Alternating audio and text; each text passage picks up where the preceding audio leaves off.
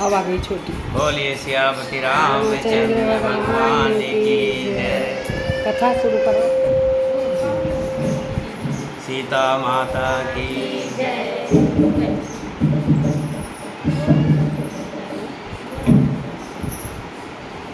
भरत शत्रुघ्न की जय। कीर्तन करेगा करके आओ इसको। नहीं, सबसे इधर देखो, मेरी तरफ सबसे इधर देखो। हाँ, सबसे नीचे देखो, नहीं सबसे नीचे देखो। हाँ ये हाँ ये सबसे इधर और इधर। हाँ ये इसको थोड़ा सा कम कर दो, हल्का सा। बोलिए सियापति राम। थोड़ा कम करना है, कम करना है, बस ठीक है, बस ठीक है, ठीक है।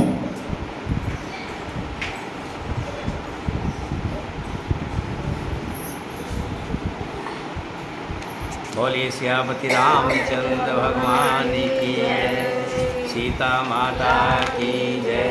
भरत शत्रुघ्न की जय। वीर लक्ष्मण की जय। वीर हनुमान की जय। अपने अपने माता पिता की जय। अपने अपने गुरुदेव की जय। सभी सनातन धर्म प्रेमियों की जय। बोल साचे दरबार की जय। ओम श्री गण गणपते ही नमः। ओम श्री जानकी वल्लभ विजयते। हनुमान जी का आह्वान करेंगे। बंधो पवन कुमार कलवन पावक ज्ञान घन। जा हृदय अगार बसे राम सर चाप धर। राम कथा के रसिक तुम भक्ति रहो मति धीर। आइए श्वासन लीजिए प्रभु तेज पुंज कपिवीर। रामायण तुलसी कथे कहो कथा अनुसार। प्रेम सहित आसन गहो आओ पवन कुमार। कथारंभ होत है वीर हनुमान। राम लक्ष्मण जानकी सदा करो कल्याण। सियावर हम जय जय राम जय प्रभु राम जय जय राम। सुनो श्री राम जय जय राम मेरे प्रभु राम जय जय राम।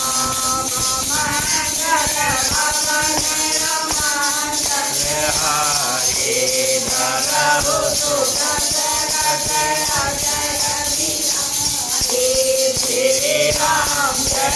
राम जय जय राम। बोलो श्री राम जय जय राम।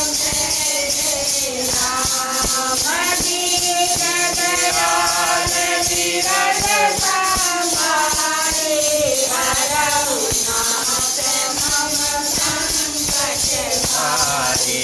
श्री राम जय राम। बोलो श्री राम जय राम। बोलिए सियापति रामचंद्र भगवान की जय। अंगद जी श्री राम जी के पास आए और श्री राम जी ने प्रेम सहित अंगद जी को अपने पास बुलाया कि और पूछा कि अंगद जी आपने रावण के 4 मुकुट उसके सिर से उतार कर जो मेरे पास भेजे वो क्या चमत्कार था, वो लीला क्या थी, बताइए। तब अंगद जी कहने लगे, हे सर्वज्ञ, सर्वज्ञ का मतलब है सब कुछ जानने वाला। हे सर्वज्ञ, हे शरणागत को सुख देने वाले, सुनिए, वो मुकुट नहीं है, वे तो राजा के 4 गुण हैं। शाम दान और दंड विभेदा। नृप उर बसे नाथ कह वेदा। नीति धर्म के चरण सुहाए। अस जिय जान नाथ पही आए। हे नाथ, वेद कहते हैं कि शाम दान दंड और भेद ये चारों राजा के हृदय में बसते हैं। ये नीति धर्म के 4 सुंदर चरण हैं, किंतु रावण में धर्म का अभाव है। ऐसा जी में जानकर ये नाथ आपके पास आ गए हैं, क्योंकि जहाँ धर्म नहीं है वहाँ पर ये गुण कभी ठहरते नहीं हैं। धर्महीन प्रभु पद विमुख, काल विवश 10 शीस, तेहि पर हर गुण आए, सुनो कौशलाधीश। परम चतुरता सरुण सुने, बहि से राम उदार, समाचार पुण्य सब कहें, गढ़ के बाल कुमार। 10 शीश रावण धर्महीन हो चुका है, प्रभु के पद से विमुख और काल के वश में है। इसलिए हे कौशलराज सुनिए, वे गुण रावण को छोड़कर आपके शरण में आ गए हैं, आपके पास आ गए हैं। ये 4 मुकुट नहीं, 4 गुण थे। अंगद की परम चतुरतापूर्ण उक्ति कानों से सुनकर उदार श्री राम जी हंसने लगे। फिर बाली पुत्र ने किले के लंका के सब समाचार कहे। जब शत्रु के समाचार प्राप्त हो गए, तब श्री राम जी ने सब मंत्रियों को पास बुलाया और कहा, लंका के 4 विकट दरवाजे हैं, उन पर किस तरह से आक्रमण किया जाए, इस पर विचार करो। 4 दरवाजे हैं लंका, चारों तरफ से किला बना हुआ है। किले को भेदना कि किले को किस तरह से भेजा जाए। तब वानरराज सुग्रीव, ऋषपति जामवंत और भविष्य ने हृदय में सूर्य कुल के भूषण श्री रघुनाथ जी का स्मरण किया, जो श्री राम जी के मंत्री थे, विशेष सलाहकार थे। कौन थे मालूम है? कौन? ऋषिराज जामवंत। ऋषिराज जामवंत क्यों? क्योंकि वो बुजुर्ग थे और बुजुर्ग के सब बातों को जानते हैं, प्रैक्टिकल जानते हैं। आजकल के डॉक्टर जो है पढ़ कर के आते हैं, उनको बीमारी का इलाज का तो पता है, लेकिन पता कब? जब 100 टेस्ट करा लेते हैं। एक बार बुखार चढ़ता है तो 17 टेस्ट लिख करके दे देते हैं, और जब वो 17 टेस्ट होके आते हैं तभी पता लगता है कि इसको टाइफाइड है या कोई और बुखार है, किस तरह का बुखार है। लेकिन जो पहले के वैद्य थे वो तो नाड़ी देखते थे और देख करके बता देते थे, क्योंकि उनको तजुर्बा था। इसीलिए तो कहते हैं कि घर में एक बुज़ुर्ग होना चाहिए।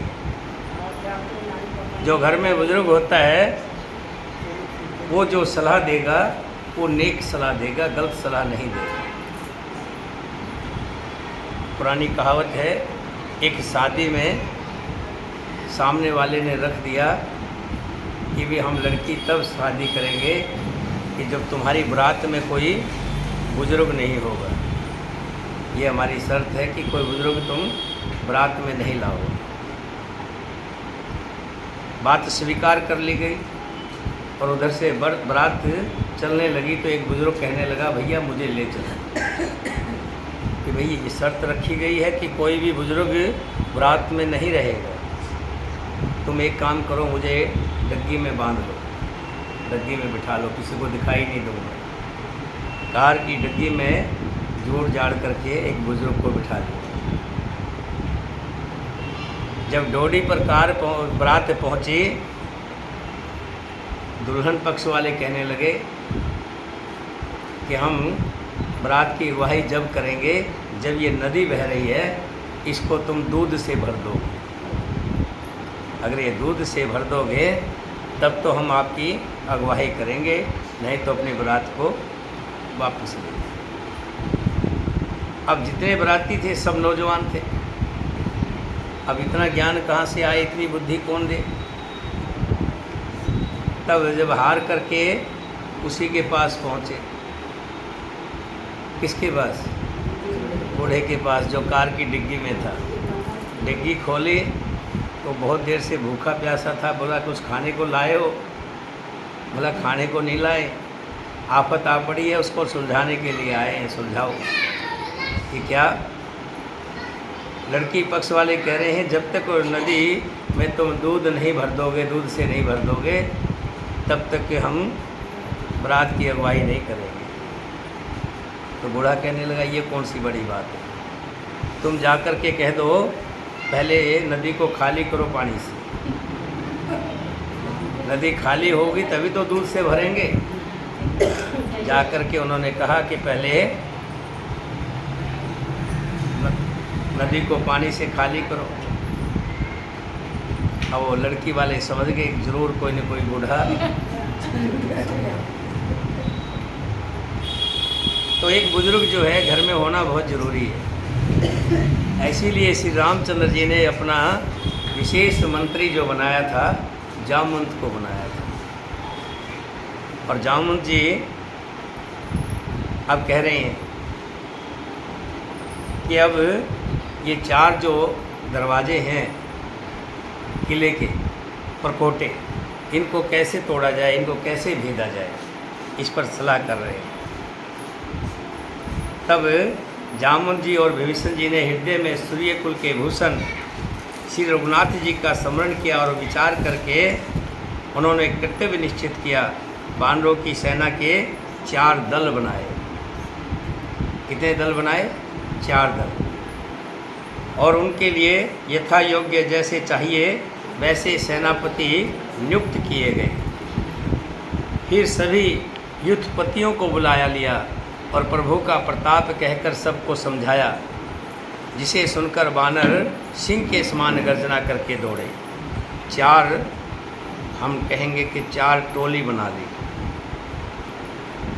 4 सेना के 4 बना दिए। तुम उस दरवाजे पर जाओगे, तुम पूर्व में जाओगे, तुम पश्चिम में जाओगे, तुम उत्तर और तुम दक्षिण में जाओगे। 4 की जो भेदने हैं लंका के परखोटे, उनको चारों की अलग अलग सेना बना दी। जैसे ही सेना बनी, सब हर्षित होकर श्री राम जी के चरणों में सिर नवा करके चल दिए।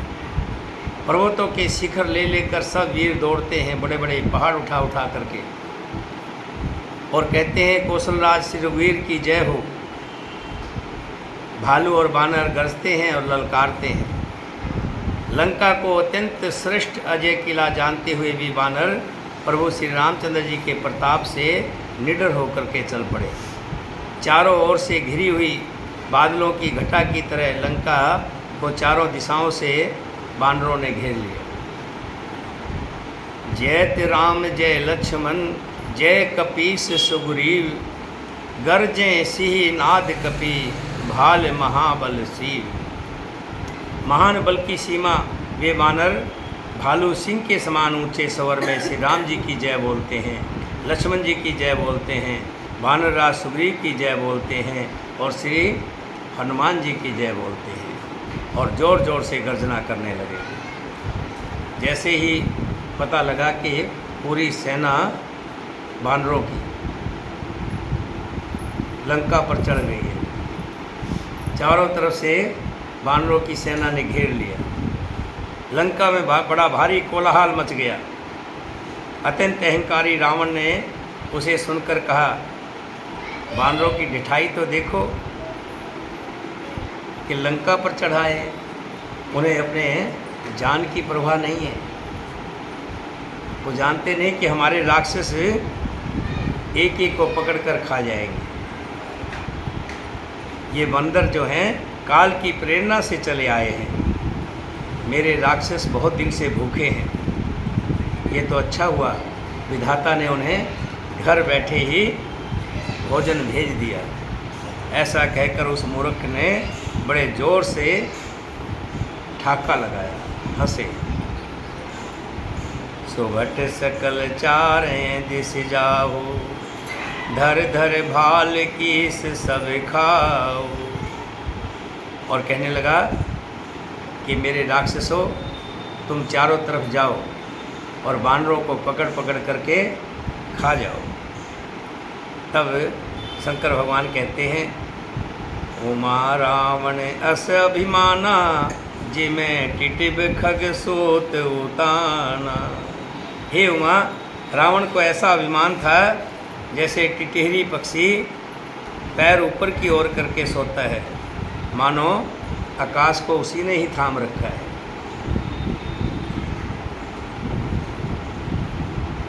आज्ञा मांगकर और हाथों में बहुत बड़े बड़े भिंडीपाल, सांगी, बर्छी, तोमर, मुदगर, प्रचंड फरसे, सूल, दुधारी तलवार, पृग और पहाड़ों के टुकड़े लेकर के राक्षस बानरों को खाने के लिए दौड़े।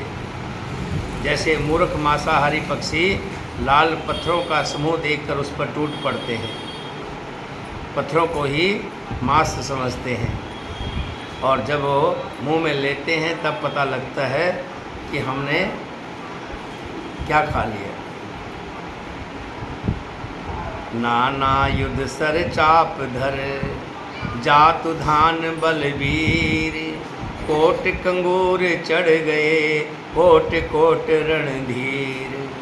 अनेकों प्रकार के अस्त्र शस्त्र और धनुष बाण धारण किए करोड़ों बलवान और रणधीर राक्षस वीर परकोटे के कंगूरों पर चढ़ गए। दरवाज़ों के ऊपर जो बने होते थे ना, झोल बनी होती थी, उसके ऊपर चढ़ गए। वे परकोटों के कंगूरों पर ऐसे शोभित हो रहे हैं मानो सुमेर के शिखरों पर बादल बैठे हों। अनगिनत वानर और अनगिनत ही राक्षस आपस में लड़ रहे हैं, और ये लड़ाई मानो दोनों तरफ के बलवान आपस में लड़ रहे हैं। वानर क्या करते हैं? एक एक निश्चर गए, पुण्य कपि चलें पराय, ऊपर आप हेठ भट गिरे धरनी पर आय। एक एक राक्षस को पकड़कर वे वानर भाग चले, ऊपर आप और नीचे राक्षस। इस प्रकार वे किले पर से धरती पर आ गिरते हैं। वानर ऊपर चढ़ते हैं, राक्षसों को पकड़ते हैं और राक्षसों को लेकर ही धरती पर गिर पड़ते हैं। वानरों का कुछ नहीं बिगड़ता, क्योंकि वानर ऊपर होते हैं और राक्षस नीचे होते हैं। किसी राक्षस का सिर फूटता है, किसी का हाथ टूटता है, तो किसी का पैर टूटता है। श्री राम जी के प्रताप से प्रबल वानरों के झुंड राक्षस योद्धाओं के समूह योद्धाओं को मसल रहे हैं। वानर फिर जहाँ तहाँ दोबारा फिर किले पर चढ़ जाते हैं, और इसी तरह से श्री राम जी की जय बोलते हैं। पूरा दिन इसी